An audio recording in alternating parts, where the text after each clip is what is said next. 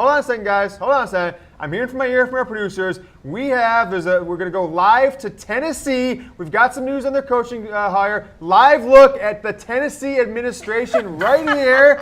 This is actually a look at Tennessee Athletic Director John Currie. And then, hold on a second. Here's the entire coaching situation at Tennessee coming up in just 1 second. This is the entire coaching search right now. It is a dumpster fire, folks. I have never seen a more fumbled, bungled, messed up situation as we go back to John Currie. He thinks this is fine. He thought Greg Schiano was a better candidate than Mike Gundy was. He thought Greg Schiano was a guy so good of a candidate that, we don't even need to talk to some of these bigger candidates. And then the entire Tennessee coaching situation search right here, it's a dumpster fire, and it has been a dumpster fire really going back since 2009 when they hired Lena Kiffin, who left, less than 12 months later.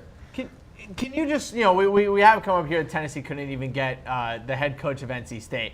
James, can you even fathom the head coach of both NC State and apparently Braum as well from Purdue? Both of them have apparently turned down Tennessee. NC State and Purdue's head coach both turned down Tennessee. I never thought we would see anything like this. That's crazy. It's surprising, to say the least. And what I think it means is that they are not coming to play with the money. So what a lot of these schools, sometimes Tennessee, these blue bloods, schools like Michigan, Notre Dame, Texas have fallen victim to this in the past with bad hires, is they think because they're Tennessee, because they're Texas, because they're Michigan, we can go in and, you're making $2.4 million in North Carolina State. How about 4 years, $3 million with us? Just a small bit difference. And this guy's thinking, well, why would I do that? If I'm coming to Tennessee, I want Tennessee money. I want $5-6 million a year. So these lower school coaches, they're going in there thinking that these guys should be begging them for a job. And I bet that's not what happened. And some of these coaches, they've got a good thing going at their school. Their school is showing the love. They've got recruiting going. They're not want to go in a situation where, one, they don't feel they have the support of the administration, and two, is there any fan base you want to coach and win for less right now than the Tennessee fan base? They're running off coaches. They're taking allegations that aren't even proven to exist, hearsay allegations against Greg Schiano, and twisting them as fact just because they don't want a guy to be coached. So I think Tennessee is a dumpster fire, and I don't think they're going to get a coach that's going to get anybody more excited than Greg Schiano was. Tennessee's definitely been in the headlines a lot lately. Lane Kiffin has even gone as far as a toy with Tennessee a little bit. Take a look at this tweet here. I thought this was pretty funny. Big time candidate. Top tier. Kim Jong-un. Top tier sports Twitter account to follow right now is Lane Kiffin. Tier 1 right now. He's been great this year. I mean, so if you think about it, why would Kim Jong-un turn down the job? He's got a better aerial attack in North Korea if you've looked at the headlines recently. And secondly, they have murals and portraits of his family members that go down the streets on top of tanks. You're not getting that in Knoxville, okay? They're making up allegations about you from when you were a Penn State assistant 22 years ago. So I could see why he turned it down. Live look in there. There's John Currie again. Kim Jong-un has turned down the job. This whole process is a dumpster fire. Their entire program is turning into a dumpster fire. By the way, John Currie does not deserve this. He does not deserve this. I'm going to hold off on that a second. I don't think he doesn't deserve it, and he's a bad guy or anything like that. But what he does deserve, Harris, is a lot of pushback for making the hire on Schiano, because that should not have been their top choice. And then secondly, backing off from Schiano when you were going to make that hire. You don't let the fans and some bloggers talk you out of your hire if you're a real athletic director. That's true, but at the same time, he didn't deserve the shenanigans that were thrown at him by the Tennessee fan base. I think is what I mean. He's been fine as an AD. He's been, it's pretty tough right now for that Tennessee football program to get anything going on. I can understand what he was looking for in Schiano, but now they're getting calls for him to be fired. You have Clay Travis blabbering his mouth all over Twitter, talking about, fire John Currie, we need a different AD, blah, blah, blah. Like, shenanigans. This is not John Currie's fault. He made a realistic attempt at a hire, and now he's getting all this shenanigans thrown at him. And by the way, one thing on Schiano, some things that are underreported and one that is never reported is, one, Schiano has done this to a program before. He accepted verbally the Michigan job in December 2007, and the next day turned around and told them, Rutgers is going to give me a better deal. I'm sticking around. So he had a little bit of that karma coming back to him. And the second thing that this has not been reported anywhere, I've been sitting on this story for well over a year. He was not just Tennessee's number one choice. If if Brian Kelly would have been fired after a 4-8 year last year at Notre Dame, or they didn't fire him, if they would have kept him and he would have gone, which they did, he would have gone 4-8, 6-6, 5-7 this year, which didn't happen. Schiano was the overwhelming choice of all the Notre Dame boosters. They've been talking about it since last October of 2016 that Schiano is their guy, mostly because of how much Bill Belichick and Urban Meyer speak his praises, and just who has a better resume than those two guys as far as building coaching programs and building guys in your coaching tree. So pretty great fit too if you think about it. Schiano to Notre Dame brings a high level of discipline to it, a great defense as well. That'll be fun. All right, so Tennessee is now turning their interest to other coaches with being denied by a few others in college football. So we're going to take it to our Tennessee hot board. These are some of the names that we see could be good fits within this administration. So we'll take it first to Lane Kiffin. So he's the Florida Atlantic head coach right now, used to be at Oregon. You're laughing, Harris. I am. It's just, I feel like Lane Kiffin would accept a contract with Tennessee. He would do the whole press conference, and then he would get to the end and be like, oh, by the way, I'm going back to FAU, and would just walk off the stage. No, that's not what would happen. Let me tell you the scenario. He would get the job.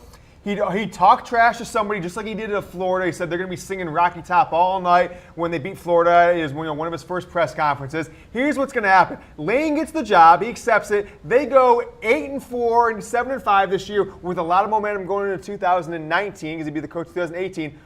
And then Nick Saban retires. He takes the Alabama job, and he'll say this. I've always said Tennessee was a top 10 job, but Alabama's the number 1 job. The exact same language he used 8 years ago when he took the USC job. That's what's going to happen here. School, and please hire Lane And they Kiffin. deserve it. If they hire Lane Kiffin, they deserve him to take the Alabama job. Please hire him for All right, the Lane Giggles. Kiffin's number 3 on our hot board. Let's take it to number 2. We have Kevin Sumlin, the former Texas A&M head coach. You don't like this move? I'd be stunned if that actually happened. I just, you look at the options for who could actually come to Tennessee. I understand, the experience and this and that, but at the same time, it just would be so strange, wouldn't it, to see Kevin Sumlin coaching for Tennessee? I don't really see the connection. I see him going somewhere else. Well, it would be weird because Sumlin was a guy who a lot of schools are looking at, 3-4 years ago when he was having success, finishing the top 5 in 2012, beating Alabama and almost beating him a second year, winning a Heisman, having Johnny Manziel win a Heisman Trophy. But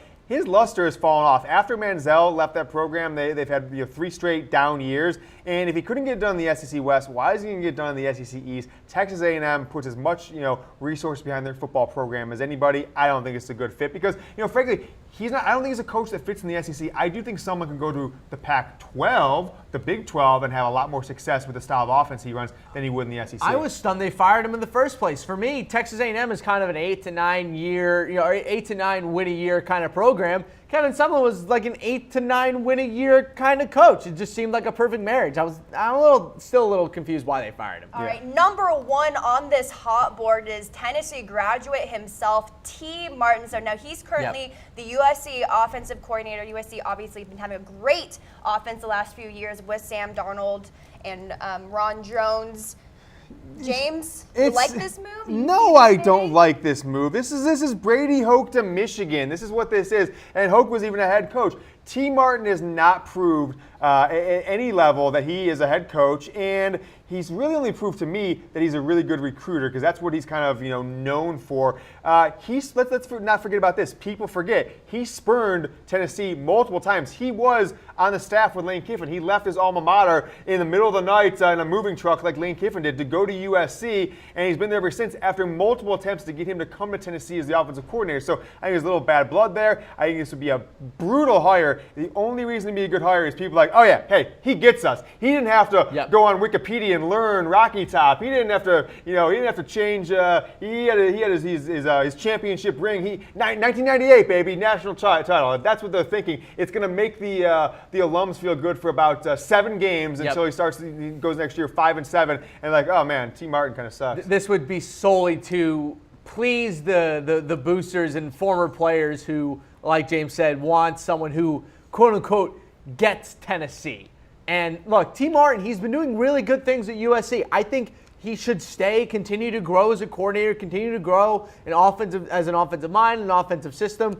And also, guess what? if Sam Darnold spends another year at USC and ends up being a fully polished first overall pick, that's going to make T. Martin look great, and then he can go somewhere else. But we have this weird thing in the NFL and also in college where people think that 1 year as a coordinator, 2 years as a coordinator makes you a head coach. Give T. Martin more time. Wait, guys. We left off like the hottest name on this board. Who? Jason Witten. Oh, well, of course. From way left field, Lena mine. Yeah, that one was, for some reason I think it's being taken as valid. I mean, the fact that one was taken on as serious, thumbs up I think for is that. a little bit ridiculous, but kind of funny. I thought you were going to say Brady Hoke, but that is a good one, yeah. All right, so Tennessee, not the only college looking for some coaches right now. There's some more coaching buzz going on. So FSU, some rumors flying around Jimbo Fisher. He might be leaving. They are telling him he needs to make up his mind. Just like you predicted yesterday, James, they're probably saying, like, hey, it's either us or bust. Like, us or get the heck out of here. Well, especially because coaching is the most time-sensitive. Coaching higher in college football is the most time-sensitive, thing in sports when it comes to moving a team's personnel, players, because you never know when it's going to happen. And if you miss your candidate, if he goes somewhere else, he's not going to turn around and look like a fool and I just took the job in Nebraska, but no, 3 days later I'm going to go to Florida State. So timing is such of the essence here. It's why coaches don't wait until after the bowl games to fire their coaches. They fire them usually the 2 or 3 days after the regular season. If I was Florida State's AD, it sounds like they're getting close to what they do here. They walk in a room today. It should happen yesterday. It should happen Monday when these rumors start flying out on Monday or Sunday and say, Jimbo Fisher, are you our coach going forward? If yes, you will sign a deal that says you will still be coaching here on September 1st, 2018, or you owe us $50 million. I'm not even joking here, because if he doesn't sign that, he's out the door, and you say, okay, Jimbo, please clean out your locker. We appreciate all you've done here. And then you go make Scott Frost an offer before Nebraska has a chance to, or before he has a chance to win the game or lose it this weekend, and instantly take a press conference Sunday with Nebraska. All right, guys, what do you think of this buzz right here? Texas A&M and FSU to switch coaches? Well, that's a little bit. Again, Kevin Sumlin would be an interesting fit. I'm guessing that's who this references to. That would be an interesting fit, but you have to remember, if FSU loses Jimbo Fisher, whoever they bring in as a head coach needs to be an A-plus recruiter. Because think about it. Think about how the spectrum of Florida recruiting has changed going into this year. Florida just got a new head coach. UCF is looking at an undefeated season. Miami just put themselves back on the national map. FSU is currently 5-6 and might lose Jimbo Fisher. They have a massive recruiting class coming in. If they lose a lot of that recruiting class, it could put them years behind Miami, years behind Florida in a recruiting race. I think they need to nail a coaching hire or just not lose Jimbo. I think this is a really big move for them if they do move to Kevin Sumlin. Well, I don't necessarily think it would put them years, because there actually have been years ahead of those programs. So I might just kind of put them on even footing with them. And I don't necessarily think Dan Mullen is Urban Meyer coming in there like he did 12 years ago and just going to own the state. Neither is Sumlin. No, I'm saying, but with Sumlin, though, I think that he has been a better recruiter. I mean, Texas A&M has put together their best recruiting classes in Kevin Sumlin's time frame than they have going back 30 years. I mean, they have really changed the dialogue in the state of Texas. They've been able to pull in players from outside of Texas, which they never were able to do, and he has recruited quarterbacks to the highest level. He just can't get him to stick around. He's had multiple 5-star quarterbacks transfer out of Texas A&M. The only thing that would make this better is if they flip-flop coaches. Okay, Jimbo's going to come over here. Kevin Sumlin's going to take the Florida State job. If there was like in a baseball trade where it's like, oh, and we're going to get like a 2019 recruit or something like that to go along with it. Like your best guy in 2019, you get to give him to. But Texas A&M is going to take it in the chin in this whole thing, because not only are they going to pay a buyout of $7 million or something like that, I can't remember what the exact number is, for Kevin Sumlin, which is due in the next 60 days, they're also going to have to pay Jimbo $7 million that he can wire over to Florida State, because Jimbo would have to buy out of his contract. So Florida State would get it easy as far as the money goes. On the other side, Texas A&M is going to have to pay both these coaches buyouts. All right, last little piece of buzz I we love have here this. for you guys. Herm Edwards Herm. to be hired by Arizona State pending the president's approval. So he's already been approved by Oh my the God. Arizona State vice president. He just needs approval from Michael Crow now. Crow will fly back from China to speak with Edwards this upcoming weekend. Amazing. Hilarious. Hasn't coached college football since the late 80s. Well, this is why Donald Trump won, because not only can he lead the country, he approves college football coaching hires. Just a joke. We clearly mean the president of Arizona State there. But nevertheless, I wouldn't be surprised if Trump tweeted about something like this. But This is the weirdest hire. So funny. Listen, if this show was made next week and we did our worst coaching hire since 2007, would you put even this though on? he hasn't been on the field yet, this is one of them. This is so. I'm just going to say the word stupid and short-sighted. We've been told they're going to keep on majority of the staff that they just fired the head coach Todd Graham with. And what's Herm Edwards going to be? Some sort of figurehead? This is a disaster hire. This is terrible. This is terrible. They also seem to think that like they have this grand coaching staff, and the only problem was Todd Graham. But I gotta say this about Herm Edwards: I don't know how good of a coach he's going to be. I don't know if this is going to be a football team or whatever. But here's what I do know about Herm Edwards: those kids that he's going to be the coach of, they're going to be much better people for having learned under him and taught under him. He is a fantastic leader, fantastic person. However, is he a fantastic football coach? Probably not. One thing we do know, Probably not. he wins the press conference. You play to win the game, one of the all-time great ones. Yep. We're going to see that one all over our Facebook pages, internet, etc. over the next few days as Herm Edwards gets into the college game now. Elite coaching option, Herm Edwards, apparently. Apparently Herm Edwards can be stolen away from ESPN, but John Gruden cannot. Who would have thought?